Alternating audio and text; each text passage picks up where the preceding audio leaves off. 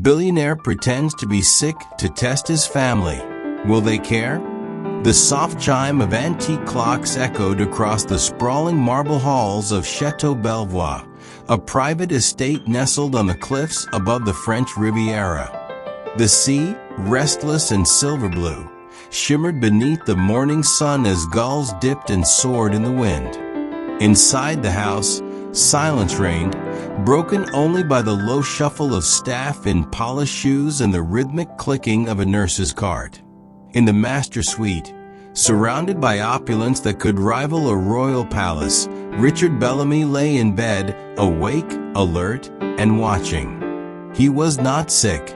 Not yet. At 78, Richard was a man whose very presence commanded attention. His steel gray hair was always neatly groomed. His voice still carried authority, and his gaze, piercing, calculating, had not lost the edge that built one of the largest privately owned corporations in Europe. From shipping to real estate to rare art and vineyards, the Bellamy fortune touched every industry imaginable. Yet despite his wealth, or perhaps because of it, Richard found himself confronting a hollow loneliness that no fortune could mend. He had given his children everything: lavish homes, top-tier educations, trust funds that could feed nations. Yet none of them had truly given him time, love, or genuine affection in return. Birthdays passed with generic gifts and obligatory phone calls. Holidays became business strategy meetings disguised as family brunches. And the last time his youngest son had looked him in the eye was during a boardroom disagreement over a luxury resort in Dubai. Richard had built an empire to give his family a life he never had, but in doing so, he'd unknowingly built walls between their hearts. So one lonely spring morning, as he sat alone on the terrace sipping black coffee, an idea, one bold, ridiculous, yet strangely liberating, took root in his mind. He would fake a serious illness. Not a dramatic deathbed performance, but something subtle, something plausible. A weakening heart, fragile health, uncertainty, just enough to force his children to show their cards. He wanted to know, truly, who still saw him as a father, and who saw only a fading vault of treasure. Richard's personal physician and lifelong friend, Dr. Henri Marchand, was reluctant at first. "It's deceitful," he said. "You're playing with emotions, Richard." "I'm not playing," Richard replied. "I'm surviving. I need to know the truth before I go. I want to see them, not their masks." Dr. Marchand finally agreed, albeit with reservations. A statement was quietly circulated to the family. Complications with Richard's heart, reduced mobility, fatigue, and increasing dependence on medical supervision. A private nurse, Martine, was employed to complete the illusion. Richard moved to his bed and began the act, though inside there was no performance. His heart, while medically stable, truly ached with anticipation and sorrow. The first to respond was his eldest daughter, Clarissa, a high-profile diplomat stationed in Geneva. Clarissa was always poised, polished, and painfully distant. She arrived 4 days later, wearing a navy pantsuit and sunglasses that never left her face. She kissed her father's cheek without bending down. "Father," she said coolly, "you look well for someone on the edge." Richard smiled faintly. "Nice to see you too, Clarissa." She sat, checked her phone, asked a few shallow questions about his health, and then quickly shifted to business. "About the Geneva property. Are we still holding that under Bellamy International, or did you move it into the family trust?" Richard closed his eyes and murmured, "We'll talk later." She left within an hour, leaving behind a scent of expensive perfume and the bitter aftertaste of disappointment. Next came Thomas, the second-born, a venture capitalist in New York who wore ambition like a badge of honor. He arrived with his second wife, a woman half his age who spoke only when spoken to. Thomas leaned against the doorframe and offered a casual wave. "Dad, you always were too stubborn to die. And you were always in too much of a rush to say hello properly," Richard replied.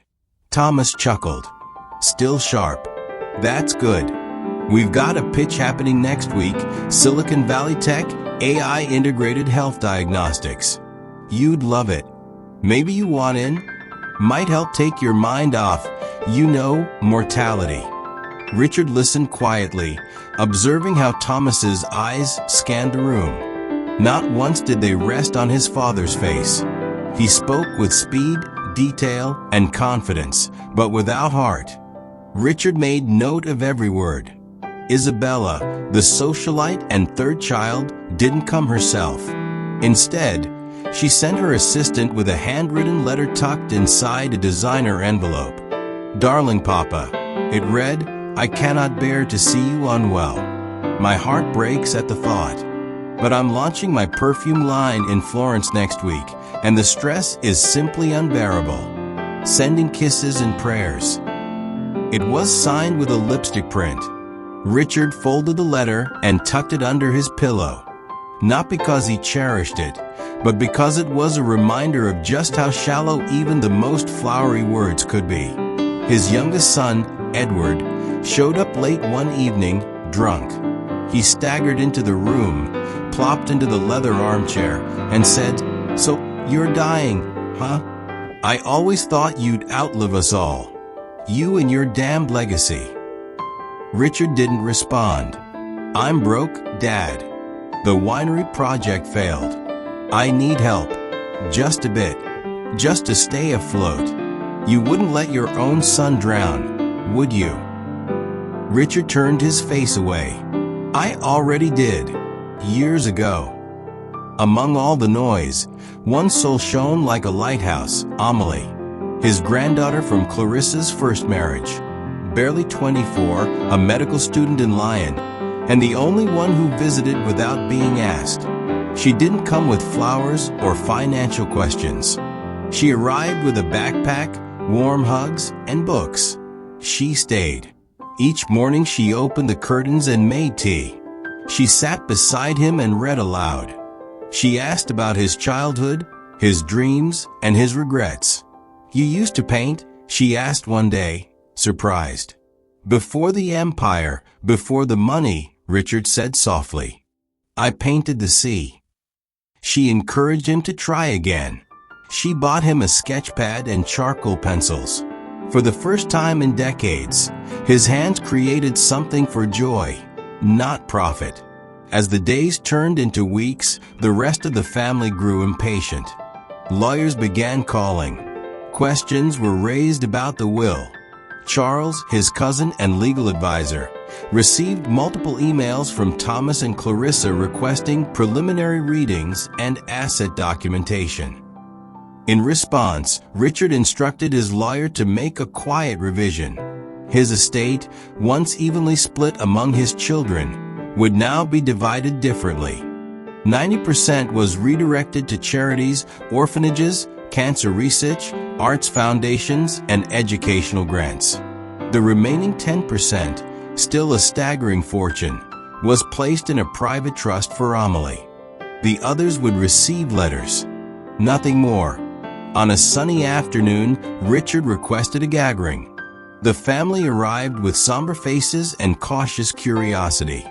They sat in the drawing room, dressed in shades of mourning despite no funeral. To their astonishment, Richard entered the room unaided. He walked slowly, but firmly, a file folder in hand. He took his seat at the head of the long table and studied each face. "I'm not dying," he said calmly. "I never was." Gasps filled the room. Clarissa stood abruptly. "What is this?" "A test," Richard said. "A final performance, if you like. I wanted to see if you still loved me or only loved what I could give you." The silence was deafening. Some of you showed up. Some sent assistance. Some didn't bother at all. And those who came with questions about assets, not health. Except one. He turned to Amelie and smiled. She stayed. She asked nothing. She gave everything. So I've given her what matters. Clarissa stepped forward, trembling. You mean to say you've rewritten your will over a child? A child who reminded me what love feels like. Thomas cursed under his breath. Isabella reached for her phone. Edward staggered to the bar. None of them could meet Richard's eyes. I gave you the world, Richard said, rising. And you gave me silence, excuses, and greed. He left the folder on the table. The new will is final. Contest it if you must, but you'll only drag your names through the mud for all to see. He exited the room, Amelie close behind, as the family erupted into outrage. Outside, the sea welcomed him with open arms. The wind tugged at his hair like an old friend. He walked the cliffs slowly, breathing deeply for the first time in years. Later that week, Amelie helped him set up an art studio overlooking the sea.